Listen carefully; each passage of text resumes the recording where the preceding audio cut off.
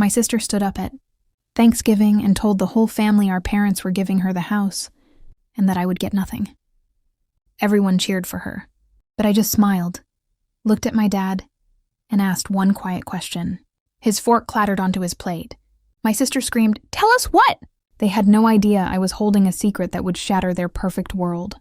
My name is Emily Nolan, and this is the story of how my family's lies finally caught up with them. I always knew my family was different behind closed doors. To everyone else, we were the perfect picture. Matching sweaters, big smiles at Christmas, the kind of family you see on greeting cards. But inside, our family was quietly breaking. It didn't happen with big fights or yelling. It happened in the small, quiet choices. It was in who got listened to and who got ignored. For as long as I can remember, I was the one who was ignored. My younger sister, Jenna, was the favorite. She was bright, loud, and full of a charm that made all our relatives love her. I didn't hate her for it. I just learned very early that I would have to build my own life. Nothing was ever going to be handed to me the way it was handed to her. I watched my parents pour all their attention into Jenna. She got dance classes, summer camps, and private lessons. When I asked for the same things, I was told we couldn't afford them. Later, when I moved to Chicago for a good job, they called me selfish. They acted like I was abandoning them. Jenna stayed close to home. She visited every weekend, sliding perfectly into the role they had carved out for her. The perfect daughter. I still came home for the holidays, mostly for my grandmother. Her name was Evelyn. She had sharp eyes and silver hair. She was the only one who ever looked at me with real pride. When she hugged me, it felt like she truly saw me. She would tap my cheek and whisper, "You're stronger than they think." Then, she would go back to her chair, like she hadn't just given me the strength to get through another year. This Thanksgiving felt strange from the moment I woke up. There was a tension in the air I couldn't ignore. Driving to my parents' house, my stomach was in knots. I had a folder full of papers in my bag. That folder was my secret weapon. It was filled with proof of my parents' lies. I knew what was coming. I knew my sister was going to get a very nasty surprise, and I was the one who was going to deliver it. Part of me still hoped my parents would pull me aside. I hoped they would admit their plan had gone too far. But when I got to the house, my mom met me at the door with a hug that felt stiff. "You look beautiful," she said. "Jenna is going to be so happy you're here." She didn't say she was happy. She said Jenna was happy.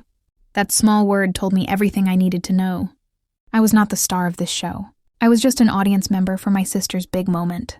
Walking into the dining room was like walking onto a stage. The table was set with the best china. All the glasses were shining. Every chair was filled with aunts, uncles, and cousins. Every chair except one. The empty chair was next to mine. It wasn't just pushed aside. It was completely gone. Like I wasn't supposed to bring anyone. Like I was meant to sit alone. I should have known right then what was about to happen. But in my family, the warning signs are always quiet before the explosion. I sat down and put my napkin on my lap. I pretended not to notice how the conversations in the room would stop for a second when I walked by. It was like someone had pressed a mute button. Then, as soon as I passed, the talking would start again with forced laughter. Jenna was floating around the room like a queen. She was adjusting the centerpiece and whispering to my mom. They would both smile these secret little smiles. Every so often, Jenna would look at me. She would give me a tight, polite smile. It was the kind of smile you give to a coworker you don't really like. It wasn't always like this. We used to be close. We shared a bedroom as kids. She used to beg me to drive her everywhere. But things changed. She became the golden child, and I became the outsider. The trouble started 6 months before that Thanksgiving. It was a hot, humid day in June. My mom called me and asked me to come home. She said it was for something important. She wouldn't give me any details. When I got there, my parents sat me down at the same dining room table. My dad had a folder laid out in front of him. My mom was smiling, but it looked like it hurt her face. "Sweetheart," my dad began, "we're refinancing the house. It's just a simple signature for better rates. You won't have to worry about a thing." Even then, my whole body went tense. My family never asked me for anything unless they needed more than they were saying. I started looking through the papers. My heart was pounding. Something felt wrong. There were too many pages. Some of the numbers were blacked out. Their explanations felt rushed. "Can I take these with me?" I asked, trying to keep my voice calm. "My lawyer can look at them." The silence that followed was heavy. My mom's smile disappeared. My dad slammed the folder shut. "It's just a formality," he insisted. "Why do you have to complicate everything?" But I took the folder anyway. I wasn't going to sign anything I didn't understand. Back in my apartment in Chicago, I gave the folder to my lawyer. Her name was Sarah. She was a no-nonsense woman. She flipped through the pages, and her eyebrows went higher and higher. She didn't smile. She called me the next morning. Her voice was serious. "Emily," she said, "this isn't a refinance. This is a transfer of liability." I didn't understand what that meant. "What does that mean?" I asked. She explained it slowly. "If you sign these papers, you are responsible for their debt. You will be taking on their mortgage." Debt? I felt numb. What debt? She told me everything. There was a second mortgage on the house. My parents had missed months of payments. The bank was getting ready to foreclose. That meant the bank was going to take the house away. I sat down, stunned. My parents weren't asking for my help. They were trying to trick me into taking their massive debt. In that moment, something inside me changed. I wasn't angry.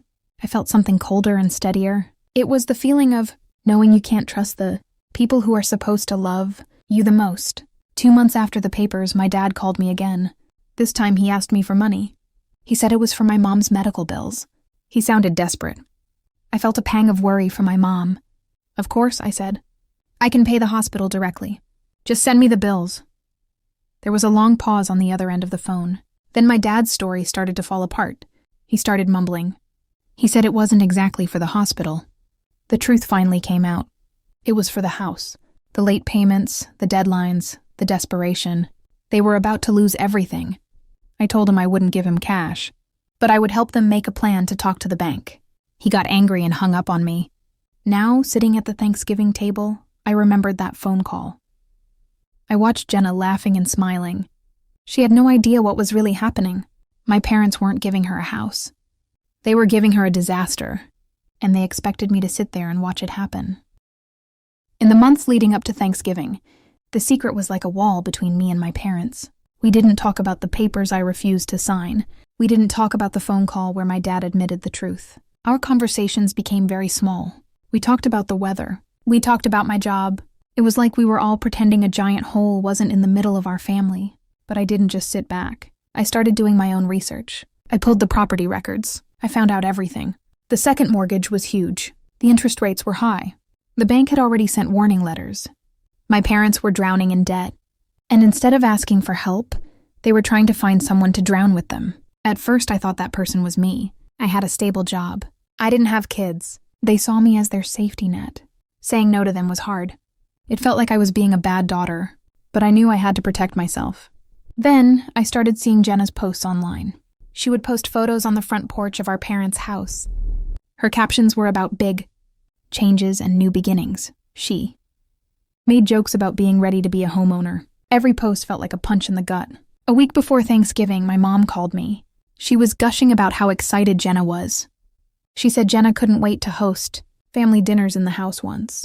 Everything was settled. She talked about the house like it was a wonderful gift. She didn't mention the debt. She didn't mention the bank. That was the night I stopped hoping they would do the right thing. I went to my desk and started my own folder. I made copies of the overdue payment notices. I printed out the summary from the bank that showed how deep in trouble they were.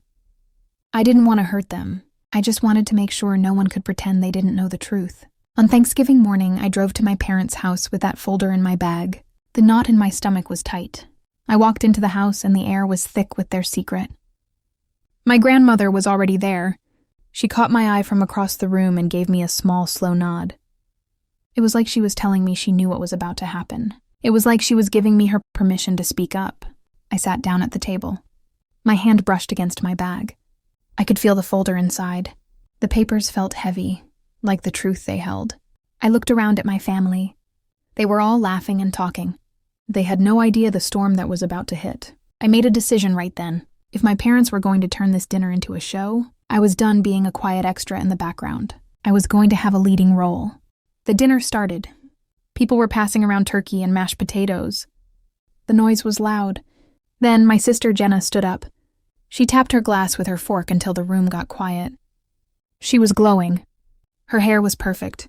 She was wearing a necklace our grandmother had given her. She looked like she was about to accept an award. "I have an announcement," she said, her voice bright and happy. The room got quiet. Everyone looked at her. "Mom and Dad are signing the house to me," she said, beaming. Emily gets nothing. For a second, there was silence. Then the room erupted. Everyone started cheering and clapping. Someone slapped my dad on the back. My mom had a tear in her eye like she was just so proud. I didn't clap. I didn't move. I just looked at my sister and I smiled. It wasn't a happy smile. It was a cold, knowing smile. I slowly put my fork down on my plate. The sound was small, but it felt loud to me. I looked directly at my dad. His face was full of pride. I spoke softly, but my voice cut through the noise. "Dad," I said. "Should I tell them or will you?" The effect was instant.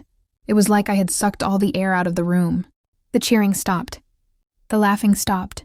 You could hear the clock ticking on the wall. My dad's hand slipped. His fork hit his plate with a loud clatter that made everyone jump. Jenna's smile vanished. Her face pinched in confusion and anger. "Tell us what?" she snapped. All around the table, relatives were leaning forward. Their eyes were wide. They could smell the drama. My grandmother let out a sharp breath. It was like she had been waiting for this moment for years. I didn't answer Jenna right away. I slowly reached down into my bag sitting by my feet. I pulled out the folder. I placed it on the table in front of me. I didn't open it yet. I just let it sit there. Everyone was staring at it. "Before everyone celebrates Jenna getting the house," I said, my voice calm and steady, "you should probably know what condition it's in." My dad tried to laugh it off. "Emily, not here." "This isn't the time." I looked right back at him. "You weren't embarrassed when you decided to sign it over to her without telling her about the debt." The word debt hung in the air. People started whispering. Jenna looked from me to my parents. "What debt?" she said, her voice getting higher. I finally opened the folder. I pulled out the top page. It was a summary from the bank, with the total amount owed in big, bold numbers. I slid the paper across the table so Jenna could see it. "They're behind on payments," I said. "On 2 mortgages. The second one was taken out without telling anyone. They're months from foreclosure. Maybe weeks." My mom gasped and put her hand over her mouth. My dad's face turned bright red. Jenna stared at the paper.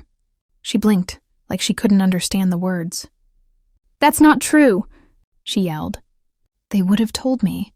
"You're lying!" I kept my eyes locked on hers. "Did they tell you?" I asked. "That the house comes with over $100,000 in debt?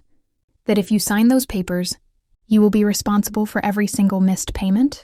I saw something change in her eyes. The confidence was gone. Doubt was creeping in. She looked at our parents. "Is this true?" she whispered. My dad slammed his hand on the table. "You're making this sound worse than it is, Emily. We're handling it." I held up another paper. This one had a big red stamp that said "Final Notice." "Are you?" I asked. "Because this one says the bank isn't convinced you're handling anything." He actually lunged across the table, like he was going to grab the paper out of my hand. I pulled it back before he could touch it. "Stop!" my mom begged, starting to cry. "Please, Emily, don't do this today." "Why not?" I asked, looking right at her. "You chose today." The relatives were all shifting in their chairs. They looked uncomfortable. They looked shocked. My Aunt Diane, who has never been afraid to speak her mind, looked at my dad. "Daniel," she said sharply, "is any of this true?" My dad didn't answer her.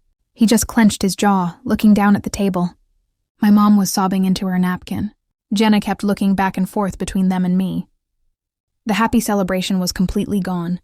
"But they said the house was mine," Jenna said, her voice trembling.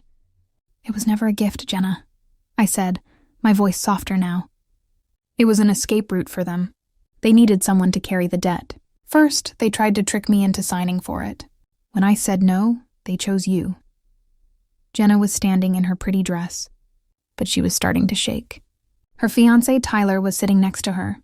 He had a confused and worried look on his face. Tyler leaned away from Jenna slightly. He looked at my parents. "Is she lying?" he asked quietly. My mom just cried harder. My dad refused to look up. That was all the answer Tyler needed. He pushed his chair back and stood up. The legs of the chair scraped loudly against the floor. "You told me the house was paid off," he said to my parents, his voice shaking. "You said we'd have a clean start here." Jenna reached for his arm. "Tyler, please," she begged. He pulled his arm away. "You expect me," he said, his voice full of anger and disbelief, "to start our life together on a sinking ship? To take on $100,000 of your parents' debt? He shook his head. I'm not marrying into this. And with those words, he turned and walked out. He walked right past the turkey, past my stunned parents, and out the front door. He didn't look back. The room gasped. It was a collective sound of pure shock. Jenna's legs seemed to give out. She collapsed into her chair. Her hands were shaking. Her mascara started to run down her cheeks in black lines. For the first time in years, she didn't look like the perfect golden child. She looked like a little girl who was lost and scared. This isn't my fault, she whispered, crying. I didn't know. I didn't know any of this. I looked at my little sister, and I felt a pang of sadness for her. She was a victim in this too. I know, I said quietly. I know you didn't. My dad slammed his palm on the table again, making all the plates jump. He pointed a finger at me, his face purple with rage. You, he yelled. You ruined everything. You ruined this family. I didn't flinch. I stared right back at him. No, I said, my voice cold and clear. You ruined everything the minute you tried to hand your debt to your children like it was some kind of inheritance. You did this. You're tearing this family apart, my mom wailed from behind her napkin. It was already broken, I said. I'm just refusing to keep sweeping the pieces under the rug anymore. Murmur went through the room. I saw some of my relatives nodding. I saw the looks of disappointment on their faces. They weren't disappointed in me. They were disappointed in my parents. Then my grandmother stood up. She moved slowly, using the table to help her balance. But when she spoke, her thin voice was the strongest sound in the room.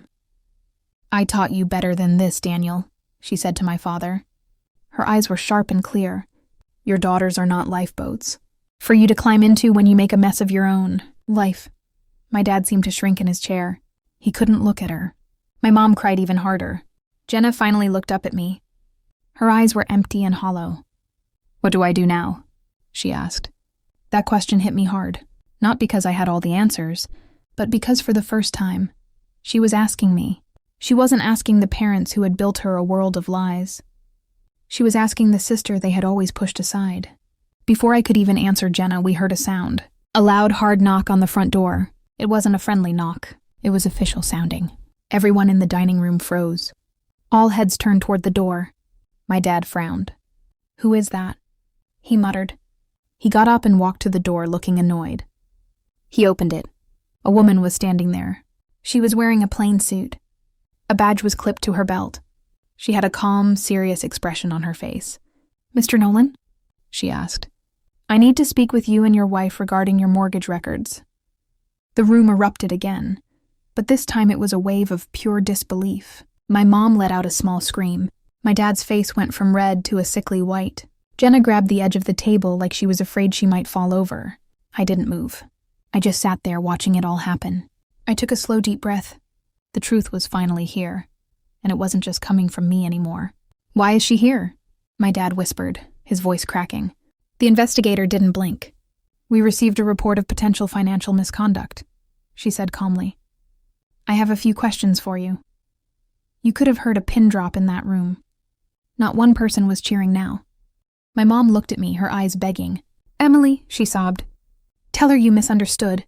Please, tell her it was a mistake. I didn't answer her. I looked at the investigator. The truth was already out, and I wasn't going to help my parents hide it anymore. The investigator stepped inside. She asked my parents calm, measured questions about the missed payments, the second mortgage, the foreclosure notices. With every question they tried to avoid answering, the room felt smaller and hotter. I saw my relatives start to drift away from my parents. They were physically moving their chairs back, like my parents were contagious. They were stepping back from the fire. Jenna sat completely still. She wasn't crying anymore. She wasn't angry. She just looked drained. All the color was gone from her face. My grandmother walked over and stood behind her. She put a steady hand on Jenna's shoulder. It was a silent show of support. The investigator took notes. She asked to see the original documents. My dad, with shaking hands, had to go and get them. The investigator looked through them and then placed them in her own briefcase. When she left, the house fell into the heaviest quiet I have ever heard. The party was over. The illusion was shattered. In the weeks that followed, everything changed. My parents were forced to confront the mess they had made. They couldn't hide from the debt or the lies anymore. The bank foreclosed on the house. It was sold to pay off some of the debt. My parents had to move into a small, quiet apartment across the city. There were no more big family parties. There were no more announcements. The image of the perfect family was gone. Jenna started going to therapy. She called me often. Sometimes she would cry. Sometimes we would just sit on the phone in silence. It was awkward at first, but slowly we started to talk. Really talk. She told me one day that she finally understood why I had always kept my distance. She said she understood why I had to speak up at Thanksgiving. As for me, I learned a very important lesson from all of this. I learned that telling the truth is not betrayal. Hiding the truth is the real betrayal. And a family that is built on lies and secrets will always fall apart in the end. It might take time, but it will always happen. I still talk to Jenna. Our relationship is different now. It's more honest. We are both learning to live without our parents' lies. My parents and I don't talk much. What happened broke something between us that can't be fixed. But I am finally free. I am free from their expectations. I am free from their secrets. And that is the best revenge of all.